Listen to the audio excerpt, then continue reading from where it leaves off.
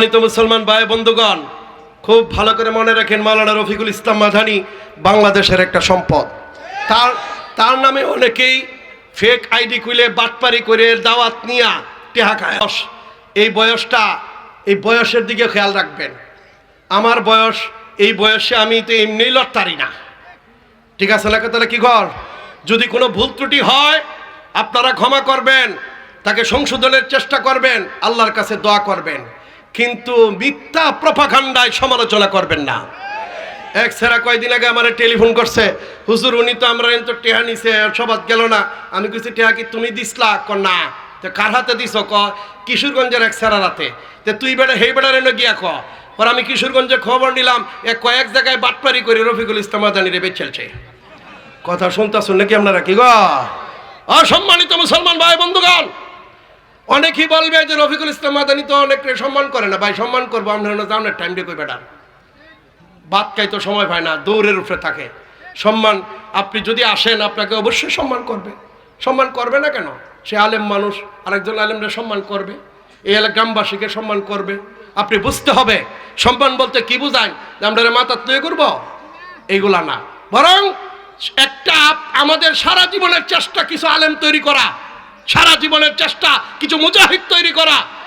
এখন আমি না হলেও আমার আরেক ভাই যদি একটা আলেম তৈরি করতে পারলো, তার পক্ষে কি আমরা থাকতে পারি না? কথা কই না কেন আপনারা? কি গো, এই যে কাটওয়ারির এই যে তুফাইল আছে, আমার এক ছাত্র গাজীপুরে ভরাইতো। আমি কিছু বেটা গাজীপুর বাড়িতে মাদ্রাসা কর বেটা, আইসা আলহামদুলিল্লাহ তার বাপের তো জায়গায় কাটওয়ারি মাদ্রাসা করছে না, জায়গা না কাটওয়ারি করছে কিনা বলেন?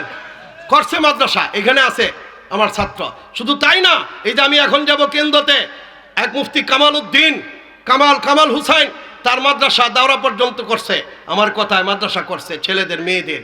এরকম যেখানে যেখানে মাদ্রাসা নাই বা আছে, আমরা যেমন আমার ছাত্রদেরকে বলি, চাই না আরেকজন আলেমও যদি চায় আমার ছাত্ররা হোক, তার দ্বারা যখন ইসলামের কাজ হইতে থাকে তখন আমার গর্বে বুকটা ফুলে ওঠে। আলহামদুলিল্লাহ, কিছু মর্দে মুজাহিদ তৈরি হইতেছে। এর অর্থ এটা না যে আমি বিরুদ্ধাচরণ করব, এর অর্থ এটা না যে মামুনুল হককে ঠেকায় দেওয়ার চেষ্টা করব। অসম্ভব তো হতে পারে না, হতে পারে না, হতে পারে না। এটা আলেমের চরিত্র হতে পারে না। কথা ঠিক কিনা বলেন? আজকে রফিকুল ইসলাম মাদানী সাহেব আমার একটা ভয়েস কল শোনাইলেন। এই নেত্রকোনার এই কিছু মৌলবী, হ্যাঁ মামুন সাহেব যেন নাই, হুজুর আইন না যে হে উনারে কান ভরা দিছে, এবারটা শুনছে না। কথা শুনতেছুন নাকি? কেন রে ভাই, তোমারও তো অ্যালার্জি কেন? তোমারও তো জিত কেন? তোমার ডাকে মানুষ যায় না, তুমি সবাত গেলে হেল ওয়াইয়ে না, আর এবারটা গেলে হাজার হাজার মানুষ লাইন ধরে। কথা ঠিক কিনা বলেন?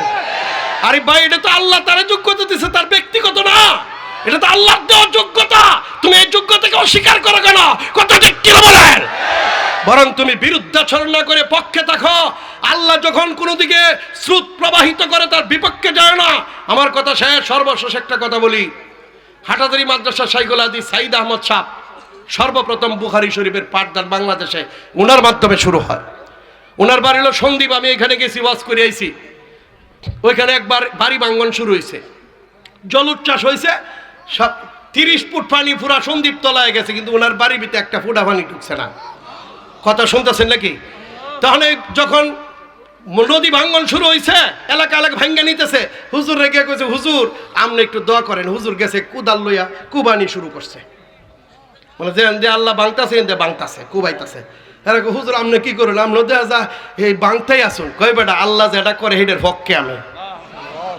সাথে সাথে আল্লাহ তাআলা এই বাঙ্গন বন্ধ করছে। আজও বন্ধ, কালকেও বন্ধ। ওইখানে একটা মসজিদ ছিল, সব দিক দিয়ে ভাঙছে, কিন্তু এই দিক দিয়ে ভাঙে না, সুক্কা বাইরে রয়েছে। কথা শুনতেছেন? ব্রিটিশ বিরোধী আন্দোলনে কয়েকজন আলেম এক জায়গায় আটকা পড়ছেন, পানি নাই, খাদ্যের পানি নাই, পসরা পায়খানার পানি নাই, পানি কোত্থেকে আনবো? তখন একজন আলেম একটা পানির পাত্র ঘরের চালের সামনে রেখে দিছে। রাখকে দিয়ে কইতেছে, অন্যরা জিগাইতেছে তুমি এটা করতেছে কেন? এমনি আগে ভাতটা ভাতই পরে আল্লাহ দিব, খালি দহরতেছে ভাতটা তো ভাতলাম না।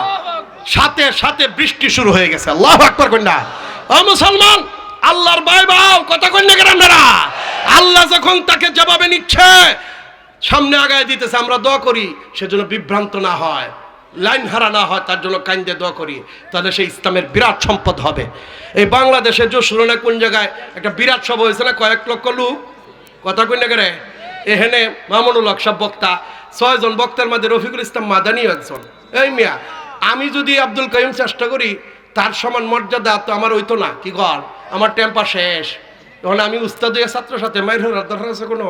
বরং আমি তো কাইন্দে ধরি, আল্লাহ তার আরো বড় বানাও, বড় বানাও। কথা কই না আপনারা, কি গো ভাইয়ের আমার কথাগুলো স্মরণ রাখবেন, তার জন্য দোয়া করবেন, কানবেন, বিরোধিতা করবেন না। এবং যারা তার সমালোচনা করে মনে করেন হিংসায় করে, এরা আসলে আলেম না, এরা হলো বন্ড আলেম, উলামায়ে সু। কথা ঠিক কি বলেন? তোমার যদি সমালোচনা করতে হয় এস্তা সংশোধনের জন্য তার কাছে আইসা করো, রাস্তাঘাটে করো করে, মানুষের সামনে করো করে। এটা তো গীবত, জিনার চেয়ে বড় গুনাহ।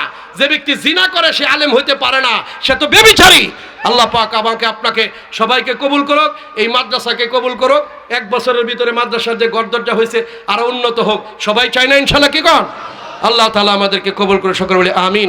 আসসালামু আলাইকুম ওয়া রাহমাতুল্লাহি ওয়া বারাকাতুহু।